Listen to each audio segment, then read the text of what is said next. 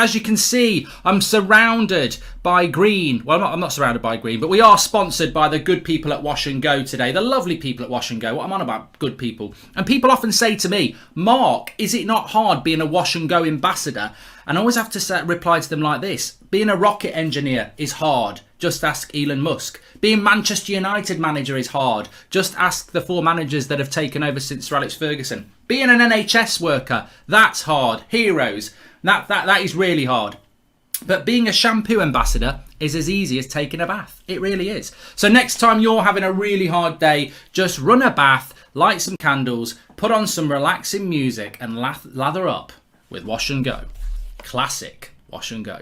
You can pick up your bottle at any good retailer or by hitting the link in the description and getting it delivered straight to your door. Thanks very much to Wash and Go for supporting the United Stand. Now let's move on with the show. And remember, Wash and Go, it's invisible. It's invisible. And also, what's not close, Steven Gerrard is now the manager of Aston Villa. Do Aston Villa have more ambition than Manchester United? Of course they do. Do Aston Villa have a better chance of finishing in the top 4 than Manchester United? I wouldn't go that far. I mean, God, they haven't got Ronaldo, they haven't got Varane, they haven't got Bruno, etc. But they have got a decent manager, and we don't have that. So yes, of course, there is a bit of jeopardy there for Manchester United around that appointment. And the thing I take away from the Gerrard to Villa appointment is not that it's Gerrard to Villa or I think Villa will finish above us. I don't.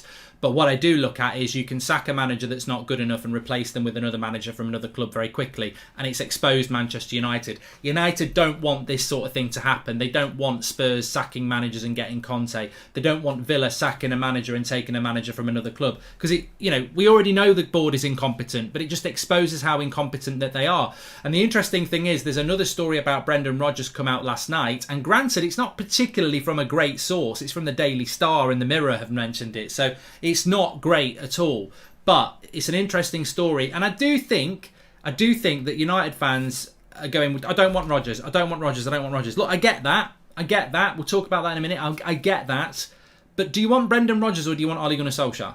Because it's like saying, do you want to go to work in a Ferrari or do you want to go and jump in a crocodile pit? It's like there is no comparison.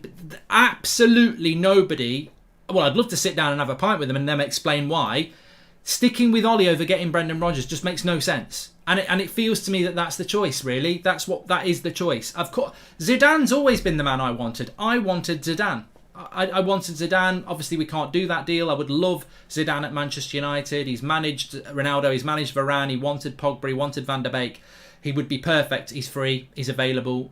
He's a top-tier manager. If we brought him in, we'd straight away be in the equation of Conte, Pep and Tuchel and Klopp. But United can't do it for whatever reason because they're so self-absorbed maybe. They're useless. They're very incompetent. I don't want Ollie. I do not want Ollie at this football club anymore. He's useless. And it's very toxic around Manchester United. And look, this is a really interesting point. Today is Remembrance Day. And, lest we forget, thinking about all those people who died in wars over the years and conflict and, out there looking out for other people, Poppy Day, etc. And, it's a very important day for people who, remember what those lives gave and were lost. You've got Man United's head of social, you've got Manchester United tweeting, and it's full of Ollie out. They're tweeting about something very poignant, and it's Ollie out in the replies. Yesterday, Manchester United tweeted about an ex-player who has had cancer, and they've tweeted out saying, he said he's cancer-free now, and the replies are sack Solskjaer, get Ollie out of our club.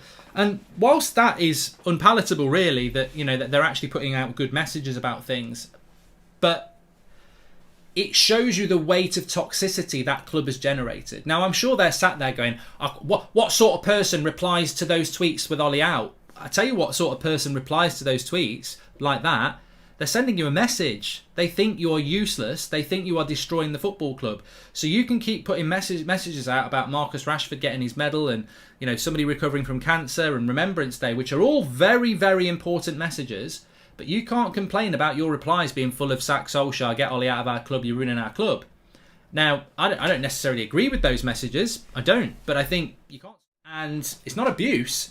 They're basically having a pop at you because you're running the club foot back badly. And if you're not noticing that, that's, to be honest, it's self-generated, isn't it? It's not great when they're putting messages out about things that are positive, and you look at the replies and it is consistently, you're ruining our club, get Ollie out. Now they're not going to fail to notice that. Their algorithms, their metrics are going to notice that.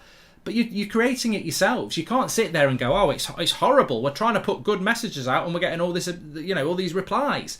But you've generated that because other clubs are being run like football clubs and you're not.